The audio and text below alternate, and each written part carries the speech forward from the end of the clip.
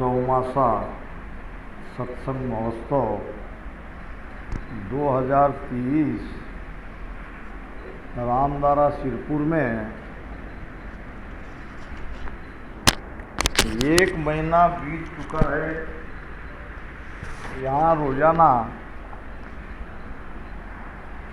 सत्संग, ध्यान, सुमिरन, वाणिजी पाठ, आरती आदि पिछले 1 महीने से निरंतर इस रामदारा में ये कार्य चल रहा है। साथ में रोजाना महाप्रसाद भी भंडारा रोज का हो रहा है। ये बहुत बड़ी उपलब्धि है। हमारे छोटे से गांव में गुरु महाराज की कृपा से यह सब संभव हो रहा है। अभी और 3 महीने तक ये निरंतर चलेगा। 3 महीने तक बराबर हमारा अखंड ध्यान सुमिरन ध्यान मंदिर में चलेगा। बाहर में सूचना दी गई है सभी भाई बहनों को, जिसको जब जब जितना समय मिले सबसे पहले ध्यान मंदिर में जाके वहाँ भजन करने बैठे। तो सभी को मैं साधुवाद देता हूँ। आइए आज के इस महत्वपूर्ण सत्संग में महत्वपूर्ण विषय पर चर्चा करेंगे कि सद्गुरु सुखराम जी महाराज का ये केवल ज्ञान क्या है। संपूर्ण वाणी का सार आपको आज सुनने को मिलेगा। आदि से अंत तक कोई भी बात, कोई भी ज्ञान इसमें नहीं छूटेगा।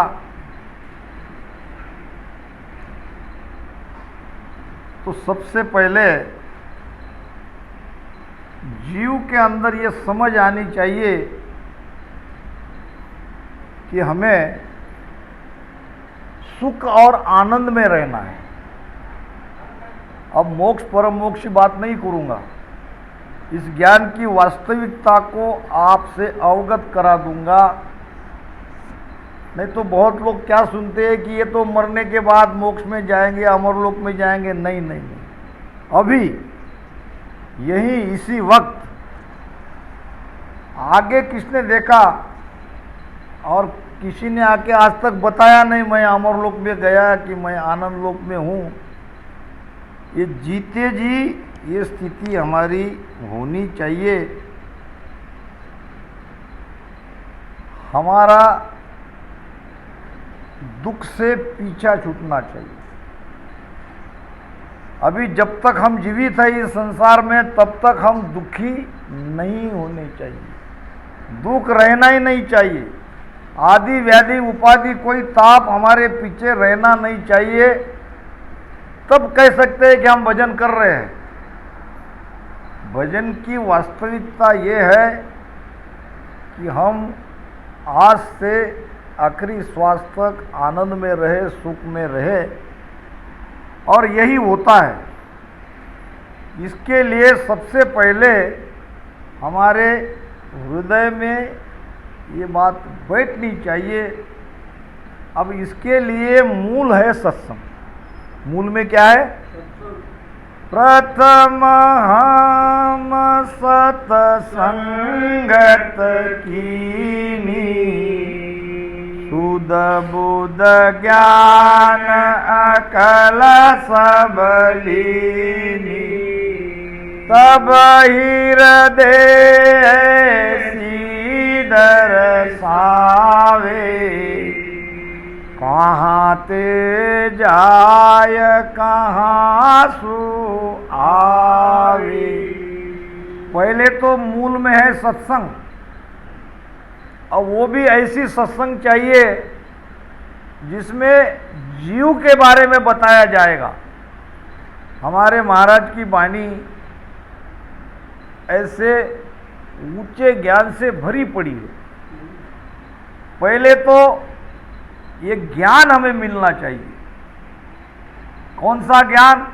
हम है कौन? क्या हम शरीर है? क्या हम मन है? क्या ये शरीर के अंदर जो चेतन है वो चेतन है? हम कौन है? हमारा वास्तविक परिचय क्या है, यही हमें मालूम नहीं। और आज हमें पता चल रहा है, जब हमने गुरु महाराज का ज्ञान सुना, सत्संग में गए, तो हम शरीर नहीं है, हम मन नहीं है जिसके द्वारा ये शरीर चल रहा है। हम कहते हैं कि हमारी आँख देख रही है, हमारे कान सुन रहे हैं, हमारी रसना बोल रही है। ये जहाँ हमारी बात आती है वही हम हैं। जो देखने वाले के पीछे बैठा है, सुनने वाले के अंदर बैठा है। ये सुनने की तो इंद्रियां है कान, कान नहीं सुन रहे। कान के अंदर बैठा है कोई सुनने वाला। हम कहते हैं कि आँख देख रही है, आँख नहीं देख रही है, आँख से कोई दूसरा देख रहा है। जो देख रहा है, जो सुन रहा है, जिसके आधार से ये शरीर चल रहा है, वही है हम। उसे कहते हैं आत्मा। बाहर वही परमात्मा है, यही है वो चेतन। अब आत्मा है तो आत्मा तो डायरेक्ट परमात्मा का अंश है। ममोवांसे जीवलोका जीव भूता सनातना। भगवान कृष्ण ने गीता में कहा है कि हे जीव, तू मेरा अंश है, तुझमें मुझमें कोई अंतर नहीं है। फिर जब ये आत्मा परमात्मा है तो फिर भजन सुमिरन सत्संग करने की कोई आवश्यकता नहीं है। फिर ऐसी क्या स्थिति आ गई कि हमको ये सब करना पड़ रहा है। हम आत्मा रहते हुए भी जीव भाव में आ गए। कैसे आ गए? जीव भाव में आ गए। हम अपने आप को जीव मान रहे हैं। बस ये मानना ही दुखों का कारण है। मूल कारण क्या है दुखों का? हम अपने आप को आत्मा न समझते हुए जीव समझ रहे हैं। फिर जीव के संलग्न जो भी पदार्थ है, चाहे हमारा घर हो, परिवार हो, धन हो, रिश्ते हो, नाते हो, ये सब हमें अपने लगने लगे हैं और यही दुख का कारण है। यहाँ कोई किसी का नहीं है, सब कर्म का बदला चुकाने के लिए आए हैं और इसी को हम सत्य समझकर इसमें ही जीना चाहते हैं और इसमें ही सुख ढूंढ रहे हैं। यहाँ सुख नहीं है। बहुत पुरानी कथा हमारी वाणी में आई थी कि आपने बहुत बार सुना, गधा हाथी की। हाथी का बच्चा अपने परिवार से बिछड़ गया और गधे के झुंड में चला गया। जब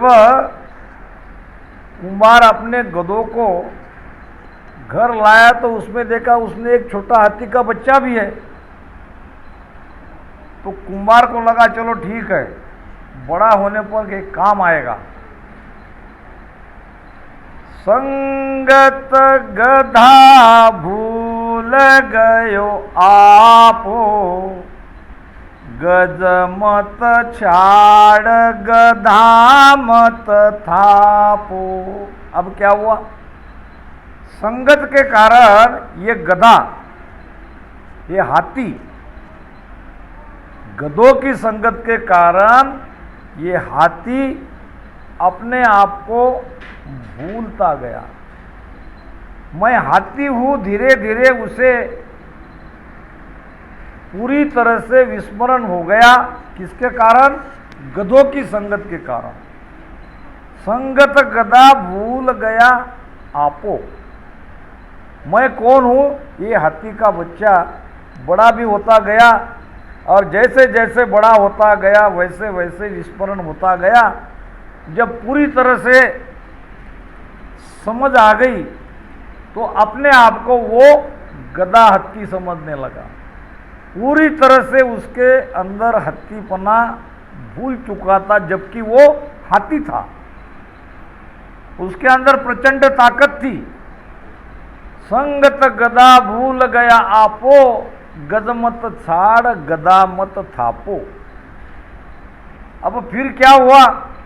फिर आया राजा के दरबार का हाथी। उसने देखा ये गधे के संग हाथी कैसा, आवाज लगाई तो भागने लगा। फिर उसे पकड़ा जबरदस्ती से। उसने कहा मुझे छोड़ो, मुझे छोड़ो, ये मेरा परिवार है, ये सब निकले जा रहे हैं। उसने कहा ये तेरा परिवार नहीं है, तू इस जाति का नहीं है, तू गधा नहीं है, तू हाथी है। उसने कहा नहीं नहीं नहीं नहीं, मैं गधा हाथी हूँ, मुझे आप समझाओ मत। जोर जबरदस्ती से उसे पकड़ के लाया, पानी में उसको उसका स्वरूप दिखाया। क्या देखा स्वरूप? उस राजा के हाथी ने कहा देख तुझमें और मुझमें कितनी समानता है, और उस गधों में देख, वो गधे से हमारा कहीं तालमेल नहीं है। धीरे धीरे उस हाथी को अपना हाथीपना याद आने लगा, उसको समझ आने लगी कि हाँ मैं हाथी हूँ और आज तक ये बड़ी भारी भूल किए मैं बैठा था। मैं अपने आप को भूल चुका था। बस यही हमारे साथ हो रहा है। हम सभी गधा हाथी बने हैं। ये संसार को हम सत्य मान रहे हैं, संसार को, रिश्ते को हम सत्य मान रहे हैं, और इसी के कारण हम दुखी हैं। सुखी हो ही नहीं सकते। सुखी होने का एक ही उपाय है कि अपने आप को जानो। अब अपने आप को केवल ज्ञान से जानना नहीं होता, इसके लिए तो सुमिरन करना पड़ेगा। सुमिरन से ही, महाराज कहते हैं, सुमिरन से सुख होत है, सुमिरन से दुख जाए। कहे कबीर कर सुमिरन रे, आवागमन मिटाए। ये सुमिरन से ही सुख मिलेगा, सुमिरन से ही आपका दुख दूर होगा। आप ये भी पूछ सकते हो कि इतने दिन से हम भजन सुमिरन कर रहे हैं, हमारा तो कोई दुख दूर नहीं हुआ, ऐसे भी कोई कह सकते हैं। तो फिर कब समझ में आएगा कि हमारा दुख दूर हो रहा है? ये भी बात आपको बता रहा हूँ। ये होन काल के अंदर, ये सारा सृष्टि का चक्र होन काल के अंदर है। होन काल किसके कहते हैं? जब जब जो जो घटना घटित होनी है वो होकर रहेगी, इसको कहते हैं होन काल। जिसका जब एक्सीडेंट होना है उसका उस दिन होगा, जिसको जैसे मरना है उसको मृत्यु उस समय आएगी। ये किसमें लिखा है? ये होन काल में लिखा है। अब उनमें हमारे रिश्तेदार भी आ गए। सुख कैसे मिलता है, दुख कैसे दूर होता है, ये मैं आपको बता रहा हूं। क्या भजन भक्ति करने से ये होन काल का चक्कर मिट जाएगा? होन काल के चक्कर में से हम निकल जाएंगे, मगर होन काल का चक्कर जो के त्यों।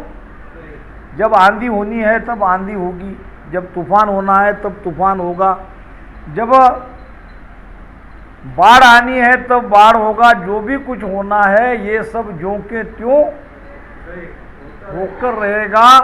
कबीर साहब कहते हैं कि होनी होए सो होए।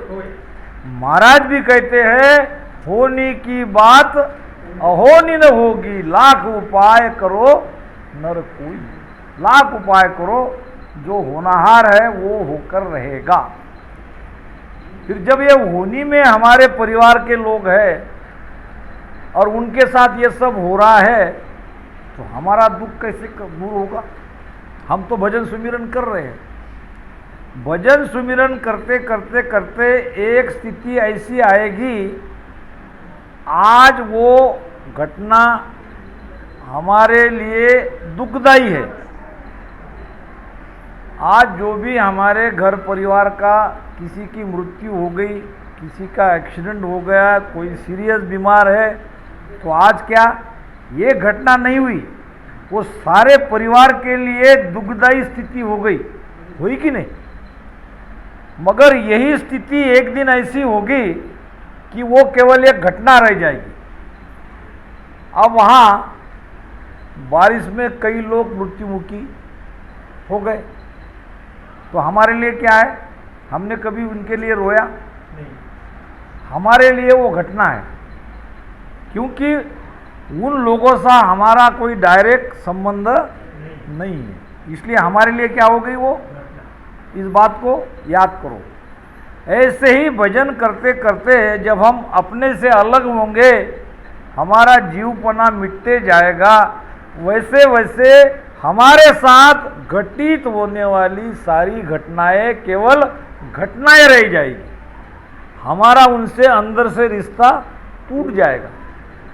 अब जब तक ये मन है, जब तक ये श्वासा चलती है, तब तक दुख होगा, मगर उतना दुख नहीं होगा जितना जगत को होता है। जितना जगत रोते हैं उतना हम नहीं रोएंगे, क्योंकि अंदर से हम जान चुके हैं कि ये इनसे हमारा कोई संबंध नहीं था। बस यही बात है। महाराज कहते हैं, जब लग स्वरूप न चीने कोई, तब लग सुखिया हुए नहीं कोई। ये महाराज का ज्ञान है। जब तक आप अपने आप को नहीं पहचानोगे तब तक सुखी हो ही नहीं सकते। और अपने आप को पहचानने का उपाय है सुमिरन। फिर जब वो हाथी उस हाथी को मिल गया तो उसने कहा कि भाई महाराज, धन्य है आपको, आपने मुझे ऐसा बढ़िया ज्ञान दिया। अब ये बताओ, मेरे अंदर वो हिम्मत नहीं है, वो ताकत नहीं है, मैं क्या करूं? तो उपाय बताया। पट क्या गदा कुंभार समार्या, जब गजराज आपो संभार्या। पटक्या गदा कुंभारस मार्या, बस यही आपको करना है, क्योंकि आप भी सभी भूल चुके हो अपने आप को। आप भी अपने आप को जीव मान रहे हो। राजेश लक्ष्मण पुरसिंह ये आपका परिचय है। वास्तव में राजेश लक्ष्मण पुरसिंह आप हो नहीं। आप तो शुद्धो सतु बुद्धो सतु एक माता थी, रानी थी, और उसने सौगंध खाई थी। क्या सौगंध खाई थी? मेरे गर्भ से निकला हुआ बेटा किसी दूसरी माँ से गर्भ में नहीं जाएगा, दूसरी माँ के गर्भ से कभी भी बाहर नहीं निकलेगा। धन्य है ऐसी माता को। ये मेरा गर्भ उसका आखिरी गर्भ होना चाहिए, ऐसे भगवान को प्रार्थना करती थी। गुरुमुखी थी, राजा की रानी थी। बहुत साल बाद पुत्र हुआ। सारी नगरी में आनंद ही आनंद। राजा अपने बेटे को देख के बहुत आनंद में थे। अब जब उसका नामकरण हो गया तो रानी गई कोप महल में। कोप महल समझते हो? पुराने जमाने में राजमहल तो रहता ही था राजा रानी के रहने के लिए। एक कोप महल रहता था। कोप महल जैसे कई वो कोप महल में ही गई थी। कोप महल का अर्थ है डायरेक्ट राजा पे गुस्सा नहीं कर सकती थी। राजा पे अगर अपने पति पे अगर किसी रानी को गुस्सा आया है या किसी चीज़ की मांग है तो वो रानी जाके कोप महल में बैठ जाती थी। फिर ये वार्ता राजा तक आती थी, फिर राजा जाते थे और रानी को मना के लाते थे, पूछते थे कि भाई क्या चाहिए, मुझसे क्या गलती हुई। कई कई जब कोप महल में गई थी तो राजा दशरथ गए तो कहने लगी कि मुझे वो 2 वर चाहिए जो आपने दिए हैं, तो बोलो, मैंने तो कहा है तुमको, जब मांगो मैं तुम्हें देने को तैयार हूँ। तो उसने कहा पहला वर भगवान राम को 14 साल का वनवास और दूसरे वर में भरत को गादी। इसी प्रकार ये रानी भी कोप महल में चली गई। राजा आए, कहने लगे महारानी साहिबा क्या हुआ, आज तो खुशी का दिन है, हमारे बेटे का नामकरण है और तुम इस भवन में कैसे। तो रानी ने कहा मेरे बेटे को आप बड़ा होते ही राजपाट का कोई पढ़ना लिखना नहीं सिखाओगे, न तलवारबाजी, न भाला, न कोई गोली चलाना सिखाओगे, तो क्या इसे मुझे संत बनाना है, मेरा बेटा सुमिरन करेगा। अब वो वहाँ उस भवन में जाने पर तो राजा को तो उसकी बात माननी पड़ी। राजा ने कहा हाँ ठीक है, बड़ा होने दो। देखते देखते लड़का बड़ा हो गया और उसको एक आश्रम में भेज दिया गया। अब वहाँ वो ध्यान सुमिरन करने लगा। दूसरा बेटा हुआ, दूसरे बेटे को भी वही भेज दिया। तीसरा बेटा हुआ, तीसरे बेटे को भी वही भेज दिया। चौथा होने के बाद राजा ने कहा अब नहीं सुनूंगा, एक बेटा मेरे लिए चाहिए, मेरे गद्दी का वारस। इतना बड़ा राजपाट कौन चलाएगा। तुम्हारे कहने से मैंने 3 ही बेटों को संत बना दिया है, अब इसको नहीं जाने दूंगा। अब चौथे बेटे के लिए रानी तड़पने लगी।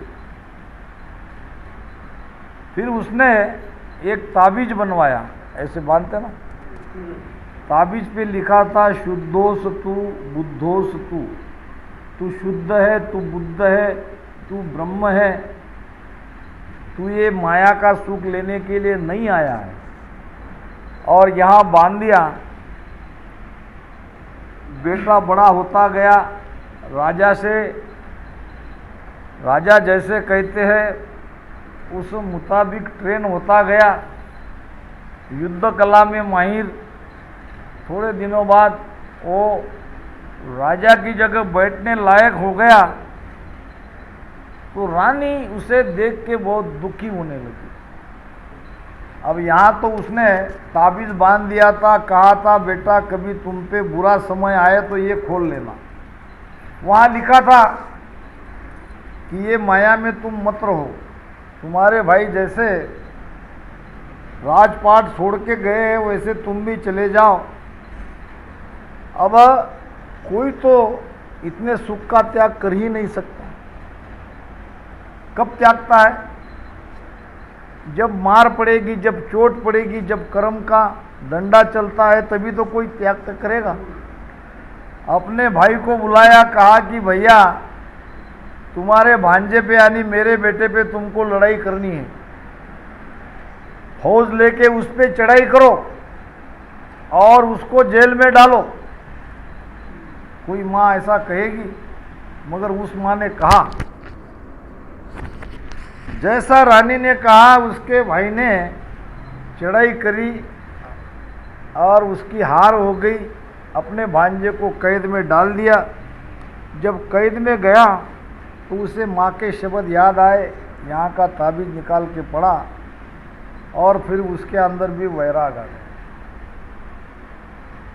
और वो भी अपने भाई के जैसे ध्यान सुमिरन के लिए वन में चला गया, आश्रम में चला गया। तो कहने का भाव, हम शरीर से जो हमारा परिचय देते हैं ये झूठ है। हम शरीर नहीं है, हम मन नहीं है। तो वास्तविक हम कौन है इसका पता तो ध्यान से ही चलेगा। और ध्यान ऐसे नहीं होता है। मैंने आज कहा था कि मैं प्रारंभ से लेकर अंत तक सारा ज्ञान आज आपको दूंगा। तो यहाँ तक हमको समझ आ गई। क्या आ गई? प्रथम हम सत्संगत कीनी शुद्ध बुद्ध ज्ञान, अब शुद्धि भी आ गई, बुद्धि भी आ गई, अब अकल भी काम करने लगी। ये समझ में आ गया कि हम शरीर नहीं है। फिर हम कौन है? शरीर नहीं है तो फिर तीन प्रश्न तो हमारे सामने आ ही गए। हम कौन है, हम आए कहाँ से, अब ये शरीर छूटने के बाद हम कहाँ जाने वाले हैं? ये तीन प्रश्न तो सबके सामने खड़े ही हैं। पहले प्रश्न का जवाब मिलेगा कि हम परमात्मा से आए, हम परमात्मा के अंश हैं। अब जाएंगे कहाँ? तो कर्म अनुसार। जैसा हम कर्म करेंगे, अंत समय जैसी वासना रहेगी, जहाँ आशा तहाँ बासा। अंत समय में जैसी आशा रहेगी वहाँ हमारा वास होगा। तो अब अंत समय तक अगर हम ध्यान सुमिरन सत्संग में है तो धीरे धीरे धीरे धीरे ये सारे भ्रम दूर होते जाएंगे, ये समझ भी बढ़ेगी, ज्ञान भीतर लगेगा। ज्ञान जब तक नहीं लगेगा तब तक सुमिरन नहीं होता। महाराज ने कहा है, सत स्वरूप मिलन को सत है, सत स्वरूप मिलन को सत है। ओ प्रेम नेम बिना बारी में, ओ प्रेम नेम बिना बारी में, लागी रे चोट बद की तन में, लागी रे चोट बद की तन में, बिसर गई सुध सारी बे, बिसर गई सुध सारी बे, आनंद लोक तोरे बंदा वे हंस जाती, आनंद लोक तोरे बंदा वे हंस जाती, सतगुराज राजस गावे, सतगुराज राजस गावे, मिलिया हर कभी चढ़िया उदासी, मिलिया हर कभी चढ़िया उदासी, ओ छिल छिल आवे, हियो छिल छिल आवे। आनंद लोक में कौन जाएगा? आनंद लोक को कहते हैं सतस्वरूप आनंद पद। अब सतस्वरूप आनंद पद कैसे जाया जाए? सतस्वरूप मिलन को सत है। क्या है? सत। सत आपके अंदर प्रकट होना चाहिए। सत आपके अंदर प्रकट नहीं हुआ तो नहीं जाओगे। अब आप कहोगे हम तो भजन जैसे बताए वैसे कर रहे हैं, फिर ये सत क्या बात है? सत सती में आता है, अभी तो नहीं। पुराने जमाने में प्रथा थी सती होने की,